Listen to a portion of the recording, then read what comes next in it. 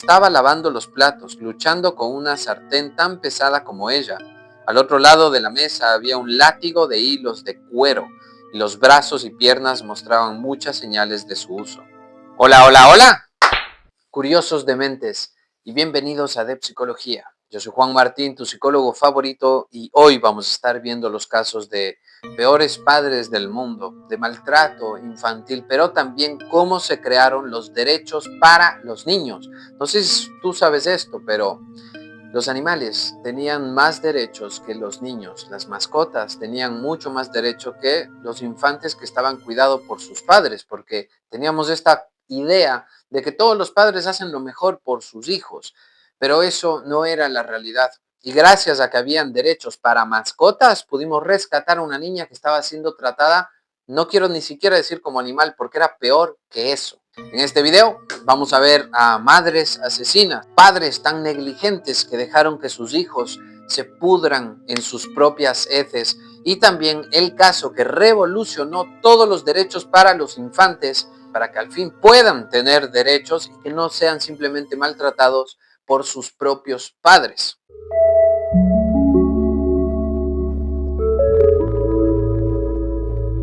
Primero, una madre viuda por envenenar. Ashley Wallace es el primer caso que nos concierne, y es increíble este caso porque no solo tuvo que vivir lo que estaba sucediendo, sino que aparte fue acusada por lo que estaba sucediendo. ¿A qué me refiero? Su padre muerto, envenenado. Su padrastro, con el que ya estaba empezando a tener también un vínculo, asesinado de nuevo. Su madre es la asesina de los dos y su madre le intenta a ella hacer la culpable. Intenta poner pruebas para que la policía vea que es ella. Incluso le envenenó a su propia hija como excusa para intentar mover las cosas en la policía. Y la niña, en este caso Ashley, no sufre el maltrato directamente en su piel, sino que ve a otras personas vivir este sufrimiento hasta que su propio cuerpo experimenta el veneno. La verdad que ustedes mismos ya se podrán ir imaginando qué tipo de repercusión psicológica te deja en la cabeza ver que tu madre es la asesina y que las personas que más amas intentan sobrevivir pero mueren y tú en el medio de toda la tormenta. Leche materna para pervertidos. Les voy a dejar acá la imagen de la siguiente pareja.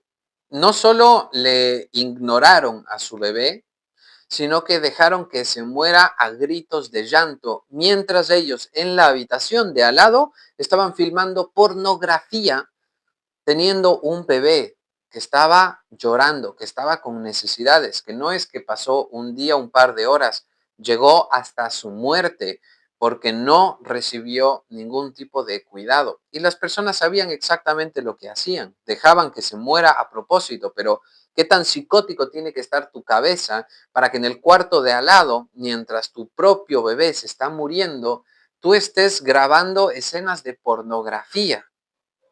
Quiero que se metan en la cabeza de estas personas para que nunca más se vuelva a repetir la frase de que los padres siempre hacen lo mejor para sus hijos. Para empezar, los padres hacen lo mejor para ellos, lo que ellos creen que es lo mejor para sus hijos. Pero como los padres no saben la verdad absoluta, a veces van a errar. Incluso los mejores padres van a hacer lo que mejor creen ellos que es para sus hijos, igual cometiendo errores. Peor padres que a propósito no hacen lo que creen mejor, sino que hacen lo que saben que es peor, porque simplemente dentro de la cabeza no todos los padres merecen hijos, aunque sí, todos los niños merecen padres. Dos niños muertos en el refrigerador. El siguiente caso es el de Michelle Blair.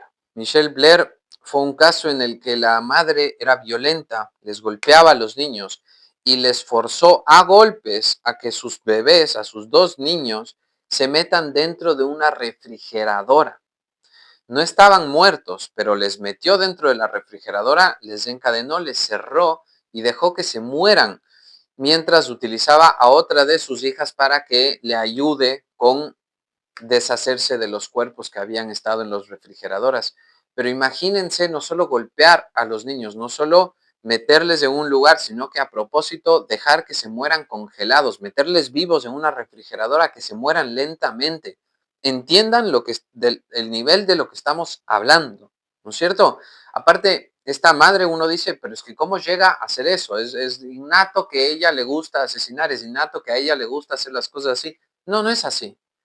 Es una persona que parecería una persona normal, pero que los llantos de los niños, el ser padre, es una responsabilidad. No sé ustedes allá afuera que me escuchen, ¿cuántas veces a veces una mascota le sacó de quicio al perro que no paraba de ladrar y al fin le dijeron, ya cállate, le golpearon el hocico o golpearon algo para que se asuste o lo que sea?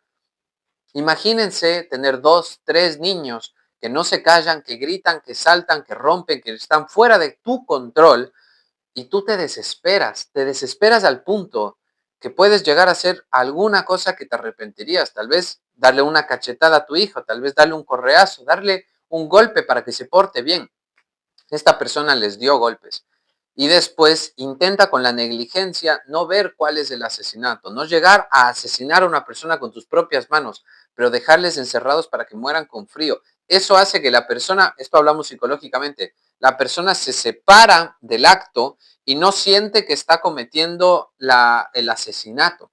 Por eso decimos que también es mucho más pasional los asesinos que matan con cuchillos o estrangulando o así, más que con una pistola. Porque solo el hecho de que tú estés más lejos y puedas disparar una bala hace que tú te puedas disasociar del evento, digamos. Ser parapléjico y que te dejen para que mueras lentamente. El siguiente caso que tenemos para preparar hoy es el de Lacey Fletcher. Un caso que es terrible porque la negligencia a veces es peor que activamente ser violento. Uno pensaría que si es que te torturan, que si te golpean, que si es que te hacen la vida imposible, eres de los peores padres. Y hemos visto casos de violación, hemos visto casos de golpes, hemos visto casos de todo en los que suceden estas cosas. Pero imagínate una persona que, en este caso, Lacey Fletcher, tiene una enfermedad, puede vivir una gran parte de su vida, saber lo que sucede allá afuera, tener lenguaje, ya saber cómo funciona el mundo, pero después se empeora su condición física, misma enfermedad que te deja 100% paralítico y las personas tienen que cuidar de ti. Qué amoroso una madre que te cuide de ti, qué amoroso una persona que se dedica todo a cuidarte y cuando ves una persona paseando a alguien más con una silla de ruedas o algo por el parque te enterneces porque dices, qué nivel de amor. Pues la otra cara de la moneda es una persona que le abandonaron, los dos padres hablaron juntos, dijeron estamos hartos, ya han pasado un montón de años, le hemos cuidado y tal, pero ya no podemos más, esto es insostenible, y le pusieron a la niña paralítica en un sofá que parece que no se movió durante 5 a 10 años de ese mismo sofá. ¿Alguna vez han visto la escena de Piratas del Caribe donde los malos son parte de la nave y son hombres pez porque han pasado tanto tiempo bajo el agua y tal que empiezan a mutar sus partes, se forman parte de la pared o así? Eso es lo que le sucedió a esta niña con el sofá. Partes de su piel se habían hecho parte del sofá, no se habían movido nunca, es decir, todas sus heces, todas las veces que necesitaba ir al baño y demás, todo había caído en el mismo sofá. El peso de su propio cuerpo había moldeado el sofá y era como si es que había un hueco en el que ella estaba metida, pudriéndose activamente. Y durante días y días y días, los padres le vieron ahí. No es que estaba encerrada en un cuarto para que nadie le vea, estaba en la casa, en la sala, ahí. Y los padres ignoraban activamente todas sus necesidades, hasta que esta persona se pudrió con el mismo sofá. Y esto es increíble, le cito a Dross, que es una persona en la que saqué algunos de estos casos, ahora vamos a ver el siguiente caso que no es de él, pero él puso esta historia en redes sociales y en uno de los comentarios, en varios comentarios, paramédicos mismos dicen, esto yo lo he visto. Esto yo lo he visto no con adolescentes que tenían que cuidarle, pero esto yo lo he visto con ancianas o ancianos que se quedan ya sin familia, que nadie les cuida, que demás, y se empiezan a fundir con sus muebles porque no se mueven entre todas las heces, entre todos los fluidos del cuerpo humano, entre las garrapatas, entre los insectos, no se puede defender ni de un mosquito porque está paralítica, no te puedes ni rascar la nariz si es que te pica. Pero esto es a otro nivel y paramédicos dicen, hemos encontrado a gente así, Pero este caso fue activamente que dos padres se pusieron de acuerdo, hablaron uno con el otro y dijeron, activamente ignorémosle.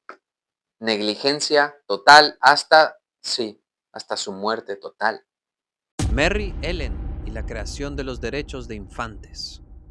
Para concluir, les traigo lo más impactante, un caso que sucedió en 1864 hasta el 1900, porque en 1864 nació esta niñita llamada Mary, que ella vivió en una familia en la que había maltrato, pero no sé si saben esto, 1864, los niños no tenían derechos humanos, no tenían derechos que les cuiden, no había ninguna agencia que podía intervenir y quitarles a sus padres al niño. Nunca se había visto esto de que puedes quitarle los niños a los padres por ser malos padres. Los niños son propiedad de los padres y punto, nadie se puede meter ahí. Esa era la concepción de final de 1800.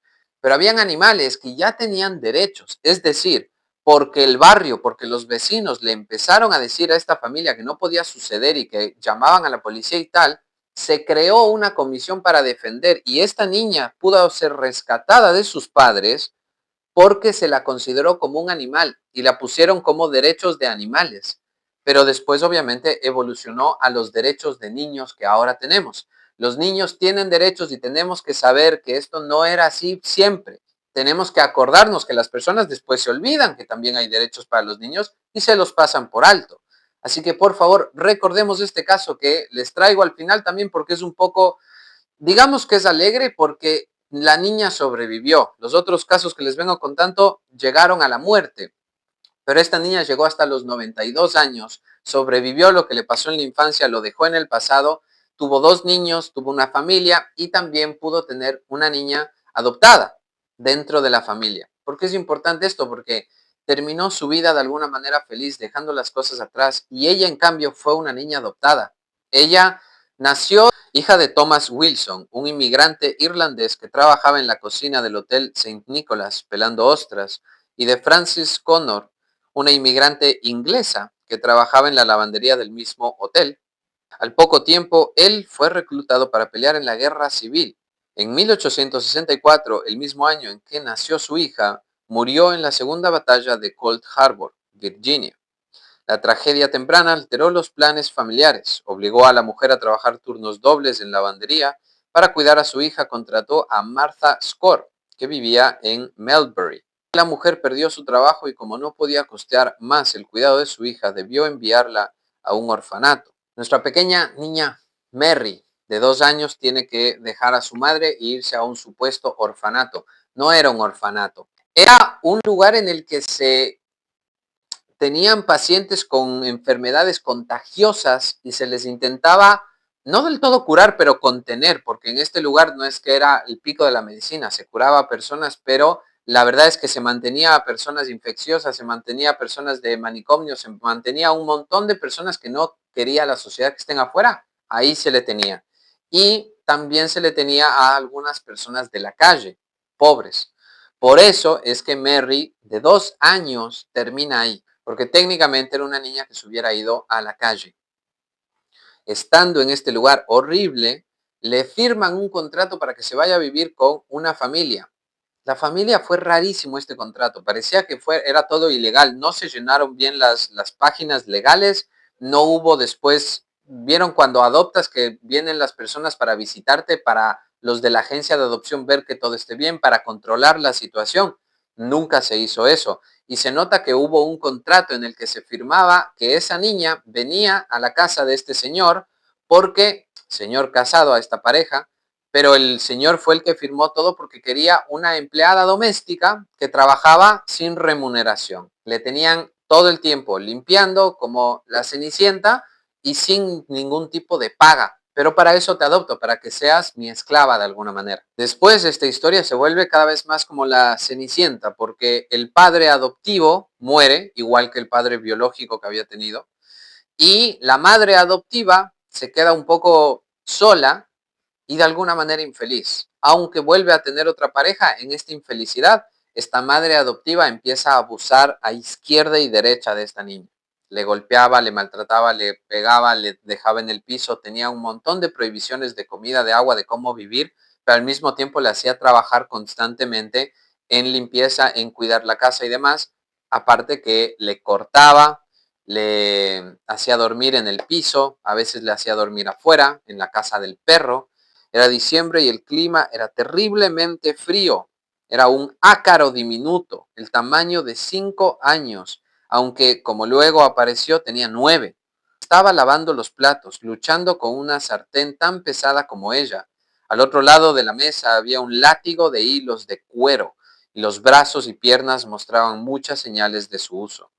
Pero la parte más triste de su historia estaba escrita en su rostro, en su expresión de represión y miseria, el rostro de un niño no amado, el rostro de un niño que solo había visto el lado terrible de la vida. La trabajadora social certificó las sospechas. La niña de 9 años, que parecía de 5, tenía en su cuerpo un mapa de quemaduras, moretones, raspones, cicatrices, cortes, heridas sin sanación, heridas frescas. La piel estaba pálida, la ropa permanecía sucia, la contextura diagnosticada delgadez y la mirada denotaba sumisión e indefensión. Para este punto es realmente increíble que la niña esté sobreviviendo, porque todo este nivel de maltrato nosotros diríamos ya es una pesadilla, por favor que se detenga.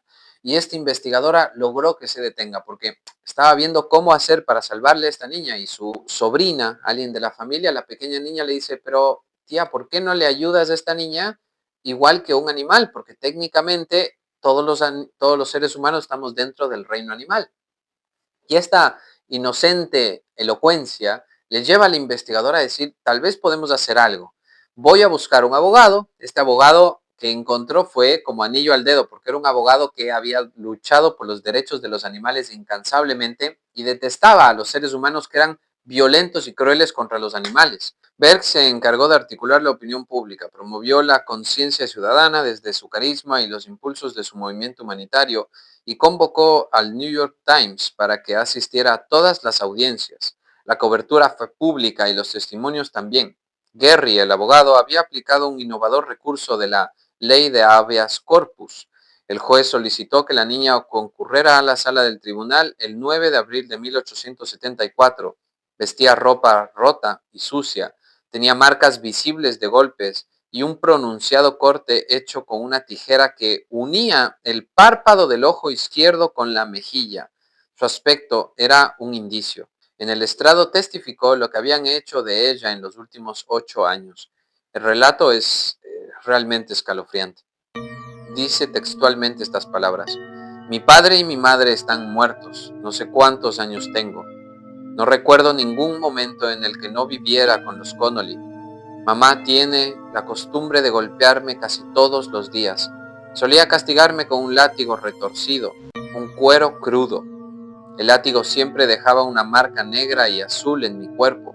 Ahora tengo las marcas negras y azules en mi cabeza, que fueron hechas por mi mamá, y también un corte en el lado izquierdo de mi frente que fue hecho con un par de tijeras. Me golpeó con las tijeras y me cortó. No recuerdo haber sido besada por nadie. Nunca me han besado. Nunca me han acariciado. Nunca me atreví a hablar con nadie porque si lo hacía me pegaban. He visto medias y otras prendas en nuestra habitación, pero no puedo ponérmelas. Siempre que mi mamá salía, me encerraba en el dormitorio. No sé por qué lo hacían. Mamá nunca me dijo nada cuando me golpeaba. No quiero volver a vivir con mamá porque me pega mucho. No tengo ningún recuerdo de haber estado en la calle en mi vida. Es realmente sorprendente que los tribunales solo le dieran un año, ni siquiera de cárcel, de trabajo a la madre adoptiva, que fue totalmente abusiva de esta niña, casi llenando a la muerte. Yo diría que peor que te maten es hacerte vivir ese tipo de vida. Pero esta investigadora que logró sacarla de ahí, aunque le llevaron a la niña a un nuevo orfanato, la misma investigadora dijo, no, yo quiero adoptar a esta niña, se la llevó para la casa y le pudo adoptar y le pudo dar una vida digna y cambiar la historia de las leyes, haciendo repercusión en toda la sociedad. Esto fue un trabajo larguísimo. No entré en demasiados detalles porque si no este video se me hace muchísimo más largo, pero el juicio no fue fácil. el abogado dijo, vamos a ir con cautela, no vamos directamente a sacar todas las cosas porque nos va a salir mal.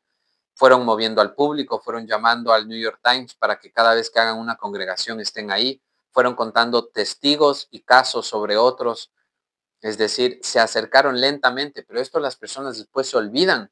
Por eso es que traigo este video, para que también hagamos conciencia. Yo sé que es interesante estos casos porque por el morbo, por la curiosidad, por lo que sea, es increíble conocer, pero también les pido de favor, no nos olvidemos de estas cosas, hablemoslas, digamos a las personas, sí saben que si es que nos basamos en sentido común, las personas maltratan a sus niños. Tuvimos que quitar el sentido común y decir, y tenemos que darles derechos. Las personas hacían lo que querían y no nos podemos olvidar estas cosas. Pero bueno, eso ha sido todo por hoy. Los leeré abajo en comentarios qué es lo que opinan al respecto y si es que quieren que haga un tema relacionado o profundice alguno de los temas que saqué hoy mismo. Pero por ahora, eso ha sido todo. Nos veremos en el próximo video de psicología. Recuerden, la verdad, igual que esta verdad, aunque duela, los hará libres. Adiós.